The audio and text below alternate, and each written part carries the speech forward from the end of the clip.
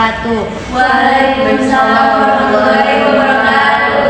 Selamat siang sahabat sehat semua. Kembali lagi di Bincang Sehat Bangka Belitung, tempat kita ngobrol sehat, santai, dan pastinya penuh informasi penting untuk kita semua. Siang ini kita akan membahas terkait masa depan generasi kita, yaitu tentang stunting. Kali ini kita akan membahas kondisi di daerah Kabupaten Bangka Barat, khususnya soal peran aktif pemerintah dalam menangani masalah stunting. Dan tentunya saya tidak hadir sendirian, telah hadir 3 narasumber luar biasa yang akan menemani kita dalam diskusi kali ini. Yang pertama Ibu Ulan dari Dinas Kesehatan Kabupaten, ada Ibu Windra dari perwakilan pemerintah daerah Kabupaten Bangka Barat, ada Bapak Dion yang yaitu sosok paling aktif di lapangan sebagai kader posyandu di Desa Tempilang. Baiklah, untuk mempersingkat waktu, langsung ke pertanyaan pertama. Menurut Ibu Ulan, stunting itu apa sih? Baik, pertanyaan yang bagus ya Mbak Irma. Jadi stunting itu merupakan kondisi di mana seseorang anak itu mengalami proses gagal tumbuh. Hal ini itu biasanya disebabkan oleh kekurangan gizi yang berlangsung cukup lama. Biasanya itu terjadi pada 1000 hari pada awal kehidupan, yaitu ketika anak berusia dalam kandungan sampai anak itu berusia 2 tahun, Bu. Dan terus juga stunting ini bukan hanya soal kurang makan saja ya, tetapi tentang perkembangan otak anak akan terhambat, terus pemikiran anak itu akan sulit. Terus yang terakhir, ketika mereka sekolah, mereka itu akan sulit, daya saingnya itu sulit karena dalam hal akademis maupun non akademis mereka gitu, Mbak. Berarti stunting ini bukan soal makanan saja ya, berarti lebih resikonya lebih ini, dampaknya jangka panjang. Iya benar sekali Mbak, kan sekarang kan banyak orang-orang tua yang baru ini kan sangat awam ya tentang stunting ini gimana, cara pencegahannya gimana. Jadi kami sebagai Dinas Kesehatan akan terus melakukan edukasi kepada masyarakat akan pentingnya pencegahan stunting ini. Dan juga stunting ini tuh pencegahannya itu tidak bisa kita tunda-tunda lagi Mbak, karena benar-benar berpengaruh kepada kembang tumbuh anak kita di masa depan gitu Mbak. Baiklah, untuk pertanyaan kedua oleh Ibu Windra, bagaimana kondisi di wilayah Bangka Barat? Ya, ini tantangannya nyata buat kita. Berdasarkan data terakhir, ada sekitar 26 desa di Bangka Barat mengalami stunting, dan itu hampir ada di setiap kecamatan.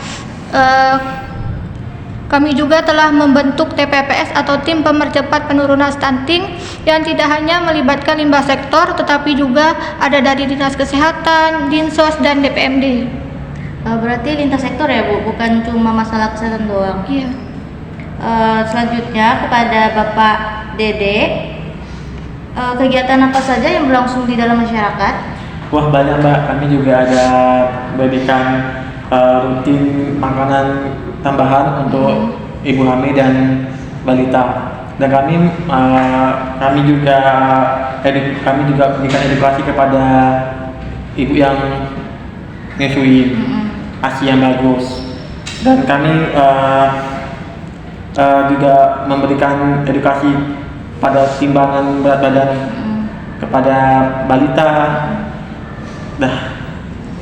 Kalau menurut respon warga gimana Pak? Awalnya sih mereka banyak yang nggak mau ke posyandu ya Mbak. Tapi juga mereka lihat anak-anak yang ada di posyandu itu, mereka lihat kok perkembangan gizi mereka lebih membaik ya.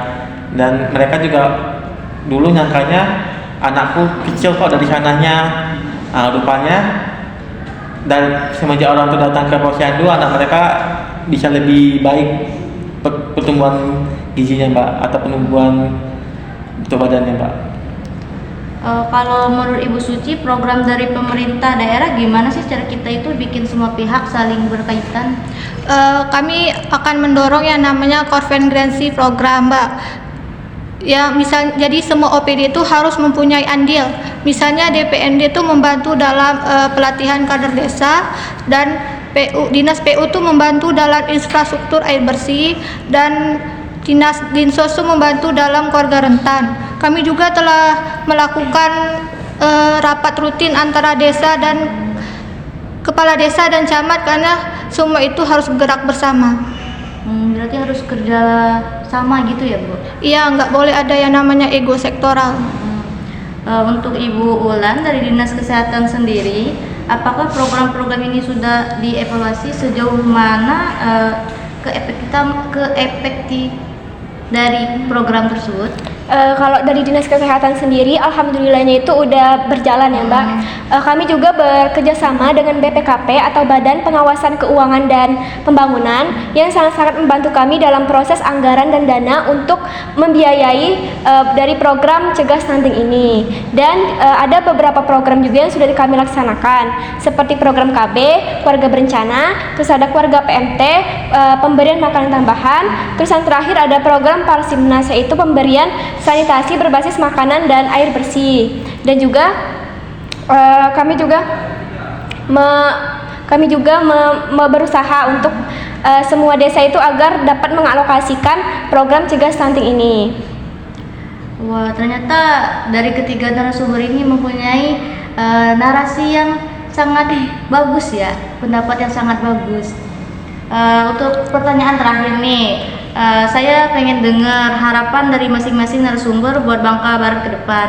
Kita mulai dari Bapak Dede. Saya berharap sih masyarakat ini lebih sadar pentingnya ada posyandu.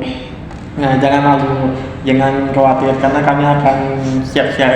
Insya Allah kami siap siaga membantu masyarakat yang membutuhkan gizi, memberikan gizi untuk mereka, untuk kesehatan anak-anak untuk saat ini dan untuk masa depan mereka nanti.